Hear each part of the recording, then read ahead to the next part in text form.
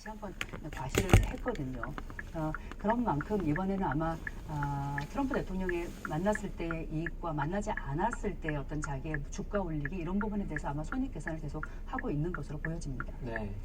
자, 앞서 그 이재명 대통령이 그리고 확대 오찬 회담에서 이런 말을 했습니다. 핵 추진 잠수함 연료 공급이 가능하도록 결단을 해주길. 그러니까 북한이나 중국의 잠수함 추적 활동에 제한이 있다. 한마디로 이 핵 추진 잠수함 제작이 가능하게 허가를 해달라 이런 얘기로 해석이 되는데 이에 대해서 트럼프 대통령이 뭐 뚜렷한 답을 내놓진 않은 것 같아요. 사실 이게 굉장히 민감한 이슈거든요.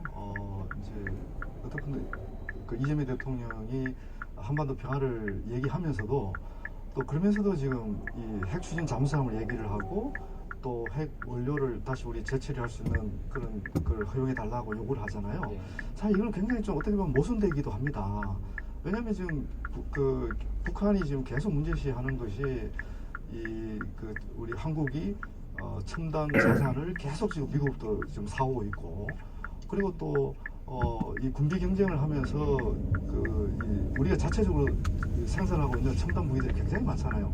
이를 하고 있는데 만약에 우리 정부가 핵 추진 잠수함까지 만약에 도입을 미국으로부터 허용을 받아낸다? 그러면 이 부분도 굉장히 사실 민감하거든요. 그럼에도 불구하고 지금 우리 정부가 이렇게 나오는 것은 결국은 이제 이 자주국방을 하지 않고서는 그 미국에 대한 의존도를 낮추지 않고서는 우리가 외교적, 경제적 자율성을 확보하는 게 쉽지 않겠구나. 그런 판단을 한 건데 이게 굉장히 중요한 지금 결정을 한 거거든요. 네. 이제 그런 걸 잘 아는 미국 입장에서 이거 봤을 때 이걸 쉽게 허용하기가 쉽지 않죠. 네. 또 왜냐면 이건 지렛대, 미국이 가지고 있는 우리에 대한 큰 지렛대가 될 수밖에 없거든요. 근데 그런 맥락에서 이제 미국 요구하는 게 있잖아요. 지금 이제 곧 얘기하겠지만 3,500억 달러이라는 우리 기업들 대미 투자 뭐 이런 부분하고 연결할 수밖에 없을 겁니다. 얼마나 자신이 원하는 그러니까 미국 내 이제 제조 부활과 관련해서 한국의 기여도가 만족할 만한가? 근데 거기에 따라서 이런 핵 추진 잠수함 도입 이런 거 관련해서 자신들의 입장을 좀 더 제한적인 입장을 보일 그런 가능성이 높은 거거든요. 이게 다 지금 어떻게 보면 서로 엮여 있는 거거든요. 네. 연계되어 있는 거거든요. 하여튼 그런 봐야 되기 때문에 트럼프 대통령이 아마 쉽게 우리 대통령의 그런 요청 사항을 수락하지는 않을 거다. 아주 치열한 협상 끝에 자기들도 어느 정도 만족할 만한 성과가 나왔을 때 그때 막강할 수 있는 하나의 지렛대다. 저는 그렇게 봅니다. 네, 지금 한미 정상회담 치열한 협상 논의가 이루어지고 있는 과정이고 얼마나 좀 접점을 찾았는지는 잠시 뒤에 알 수 있을 텐데요. 자, 관세 협상 문제 무엇보다 지금 양국이 첨예하게 부딪히는 지점은 현금 투자 비율이지 않겠습니까? 쟁점 좀 정리를 해서 네, 3,500억 달러에 달하는 대미 투자 펀드에서 현금 비율을 얼마나 우리가 할 수 있느냐 그런 부분인데 사실 미국은 애초 이 3,500불을 전액 현금으로 또 선불로 투자해라 뭐 이런 입장이었습니다. 하지만 우리 정부가 이건 우리의 외환 보유고 우리의 지급 능력상 도저히 불가한 것이다. 왜냐하면 이 3,500억 달러라고 하는 건 우리 GDP의 거의 5분의 1 정도 되는 아주 매우 큰 양이고요. 우리 외환 보유고의 84%에 이르는 막대한 그런 현금입니다. 이걸 만약에 우리가 그대로 다 현금으로 투자한다 했을 때 한국의 외환 시장에 미치는 충격 뭐 상상하기도 힘들 정도이거든요. 때문에 우리 정부는 우리가 매년 우리 외환 보유고 내에서 지급할 수 있는 정도의 그런 선은 매년 1,500달러에 150억에서 200억 달러 정도이고요. 그렇기 때문에 이 150억 달러를 한 10년 정도에 걸쳐서 분할 납부하겠다는 입장이고 하지만 지금 알려진 것은 미국은 매년 250억 달러 정도를 8년간에 걸쳐서 총 2천억 달러를 투자하라는 그런 부분입니다. 네. 그래서 여기서 과연 우리가 얼마나 또 합리적인 그런 안을 찾을 수 있을지가 궁금하고 또 하나는 이렇게 미국에 투자했을 때 과연 우리 기업이 투자처를 정할 수 있느냐 그런 우리의 여보세요? 왜? 나 우체국 처리하고 집에 간다. 나 지금 수업 마치고 내려가고 있어. 어디로 내려가고 있는데? 건물 밖으로. 그러면 저 언제 오는데? 지금, 왜? 어쩔 건데?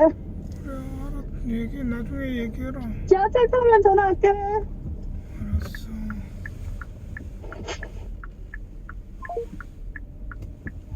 이게 협의에 당장 실패하더라도 이거는 실패한 게 아니라고 이렇게 얘기를 하면서 조금 시간을 갖고 하겠다는 그런 입장을 밝혔고, 트럼프 대통령은 뭐 아시아 순방길에서도 그 우리가 거의 합의에 달했다라고 얘기를 했고, 아까 그 CEO 서밋 특별 연설에서도 뭐 한국, 일본, 뭐 베트남 등과의 협상 타결이 임박했다라고 얘기를 하면서 좀 눈에 띈 것은 아까 김정관 우리 산업통상부 장관이 이 자리에 와 있다. 워낙 협상을 잘해서 미국이 조금 어려운 입장에 있다 이런 얘기도 했거든요. 약간 우리를 좀 압박하는 측면 같기도 한데 아무튼 이 세 가지 협정에서의 과연 타결이 쉬울까?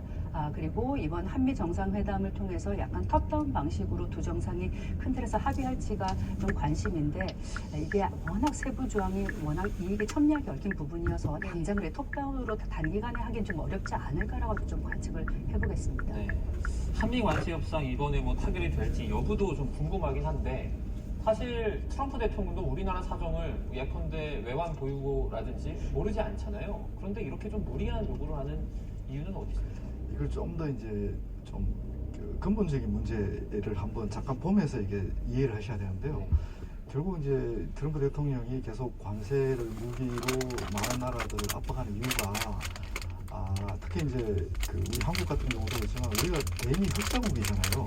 그러니까 이 무역의 균형을 맞추겠다 이겁니다. 자기들이 그 적자, 그러니까 많은 적자를 본 상대방 국가로 하여금 그 적자액에 상응하는 뭔가 투자를 유도하든지 다른 방식으로 관세를 부과한다든지 이런 식으로 해갖고 이걸 그 무역 수지를 균형을 맞추겠다는 겁니다. 그리고 우리 같은 경우가 이제 지난해 보니까 한 550억 달러 우리가 흑자를 보고 있습니다. 그리고 이제 일본이 590억 달러고 그리고 중국이 약 3천억 달러입니다. 그러니까 중국이 압도적이 많죠. 그러다 보니까 이걸 제가 왜 말씀드리냐면 미국이 이 자신들이 지금 손해를 보고 있다는 그 무역과 관련해서 손해를 보고 있는 나라들이 대표적인 게 이제 중국하고 이제 일본하고 한국인데 이제 만만한 게 이제 동맹국이잖아요. 그러다 보니까 이제 일본하고 한국을 최대한 이제 압박을 해서 어떻게 보면 이제 투자를 많이 유도하기도 하고 그러면서 이제 균형을 모색해서 국내 정치적으로 자기의 성과를 지금 가시하고 싶어 하는 거거든요. 근데 애초에 의도는 이렇게 시작이 됐는데 또 하나가 뭔가 하면 이게 이제 결국은 미국 입장에서는 근본적으로 이 무역 수지 그 적자를 해결해야 되잖아요. 이런 식으로 단순히 뭐 투자 유치하고